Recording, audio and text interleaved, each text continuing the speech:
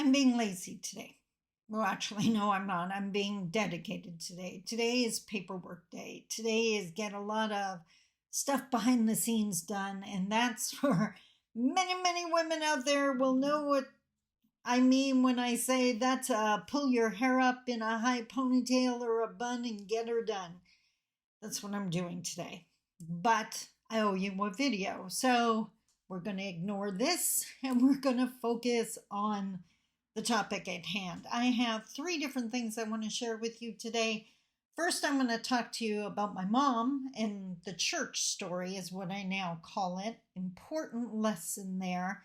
Then we're going to talk about Anishinaabe sacred items, and why we're doing those two things is because I want to talk to you about AI. Let's talk about it.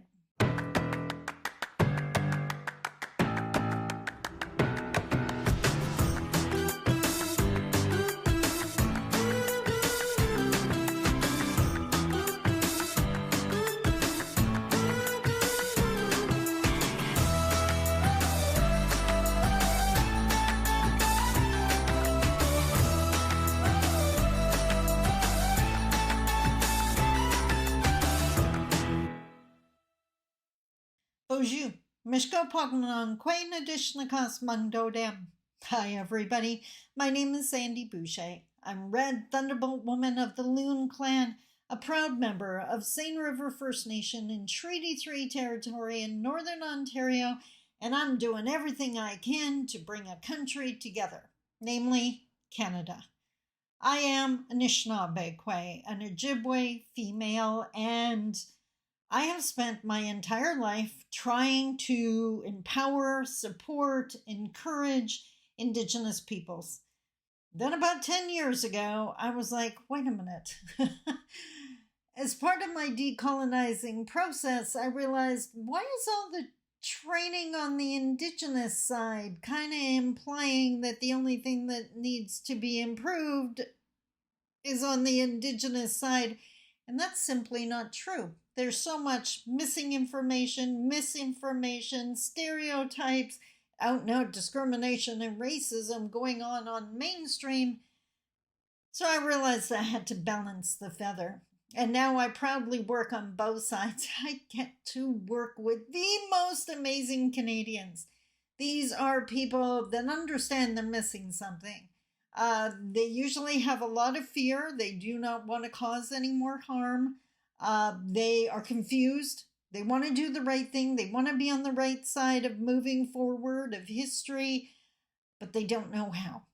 And that's the people I get to work with. And then, of course, the absolutely amazing men and women in the communities, watching their own families suffering, having their own trauma stories, and still showing up and doing the good work. I work with a whole bunch of people that are good medicine, and I love it. But my journey with good medicine started with my mom.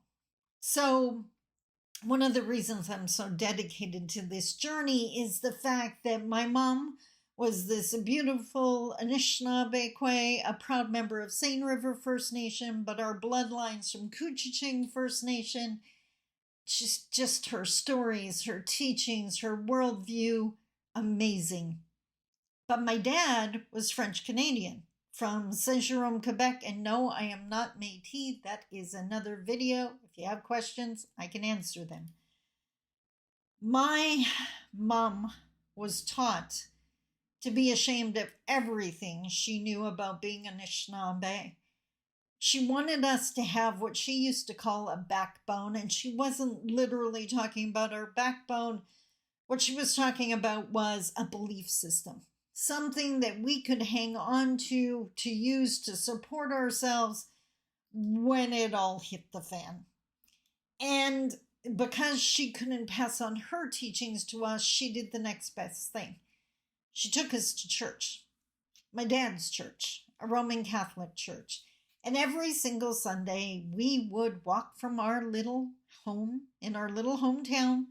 The home wasn't little. We lived in a big barn kind of thing, but our small town was little. And we'd walk to the church. And every single Sunday, the exact same thing played out because Mom couldn't help being who she was and raising her kids. She would risk everything to pass on to us what she knew we needed. So she used to stop us on the top step and get us to look her in the eye like moms do when their kids, they want their kids to listen. She would always say the same thing. When you go inside and the man at the front starts talking, if the little voice in your head says, wow, yeah, that makes so much sense, then you take it and you keep it and you use it. That was meant for you. But if he says something and the little voice in your head goes, what? Leave it here. Doesn't make him a bad person, just means that was meant for somebody else. My mom believed, and the thing my mom feared the most was blind faith. She believed the Creator gave us a brain and we are supposed to use it, and I have been teaching that to my audiences for decades. Even when I'm the one that's talking. If it doesn't make sense to you, either ask your questions or go do your research. Do not have blind faith in anyone, because that's giving someone way too much power over your journey, and it's also stopping you from developing your wisdom. You need to ask, what do I think about this? What do I feel about this? Was I wrong? Right? Like, you have the right to grow and learn. There are things I used to believe I don't believe anymore. There's nothing wrong with that. But if you're not checking in, then you're doing yourself a disservice. My mom was the master of empowerment, even though she never would have used that word because she would have called that a $15 word. My mom disliked any huge, often academic term that took something huge and turned it into one convenient word or a phrase like residential school era. Huge, made convenient. But my mom was a master of empowerment. And when I used to ask her a question, whether I was a teenager or a young mom, my mom never gave me the answer.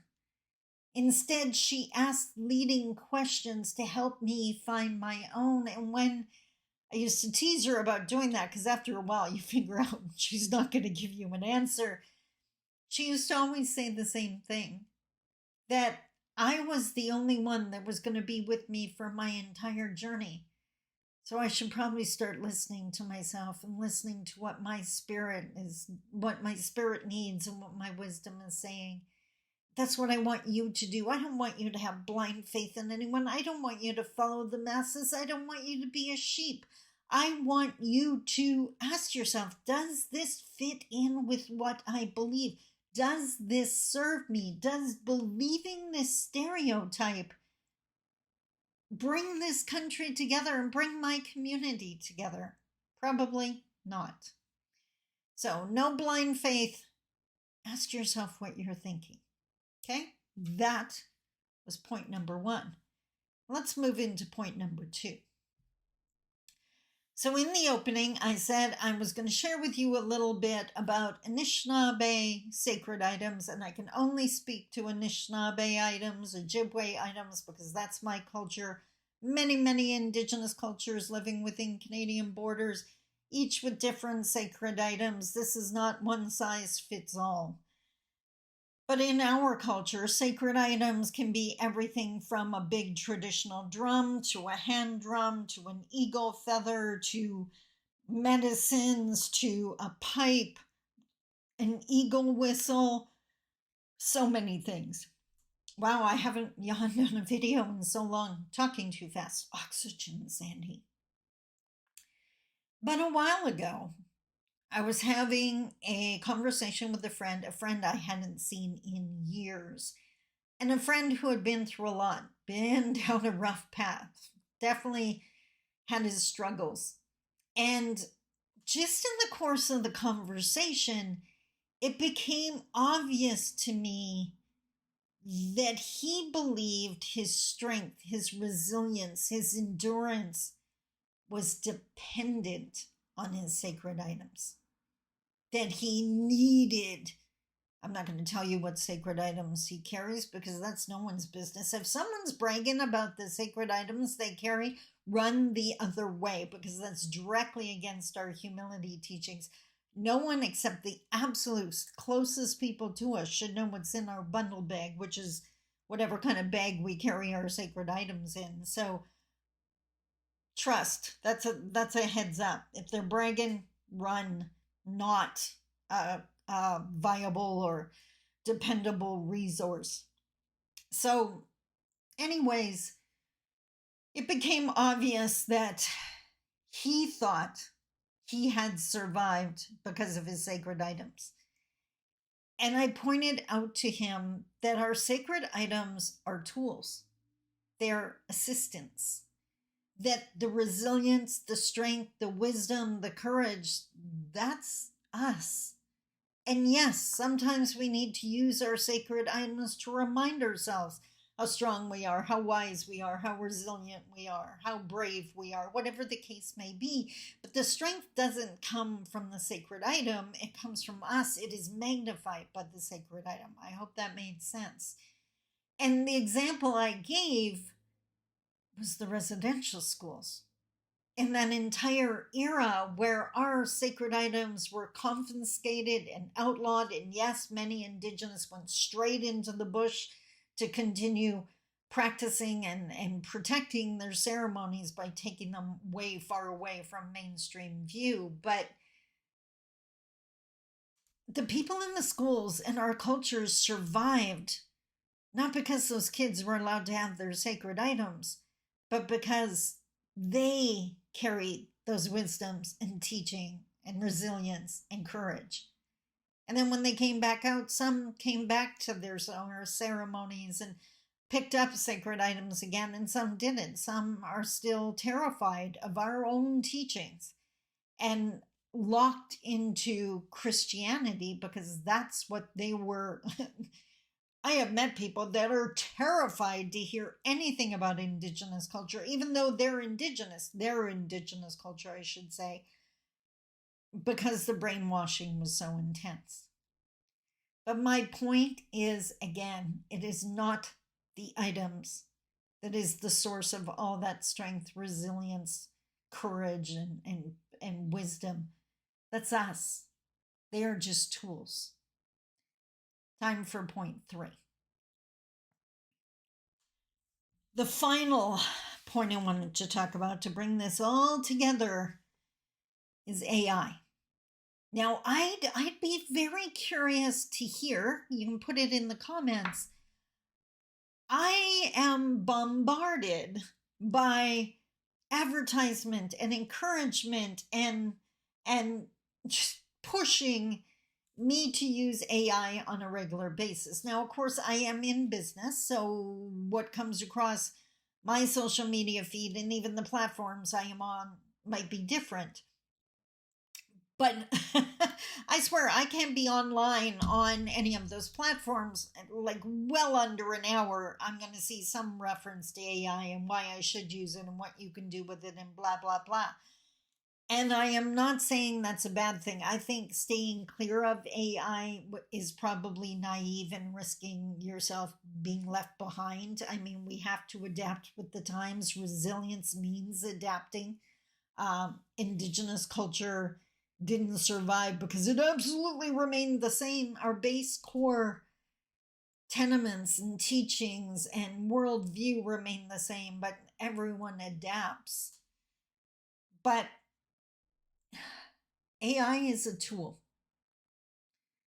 So what I'm saying is don't have blind faith in that platform.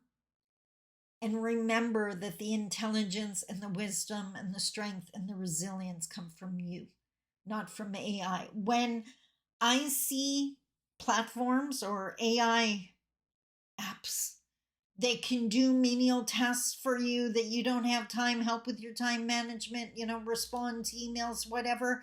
Okay, that makes sense. That's like hiring a staff person or whatever. But I see people that used to write content all the time that now won't write a paragraph without checking with ChatGPT first. They won't name a new program without checking in on the title. And yes, AI can tell you that this title has a chance of getting more hits and views than this one. But what do you want to say?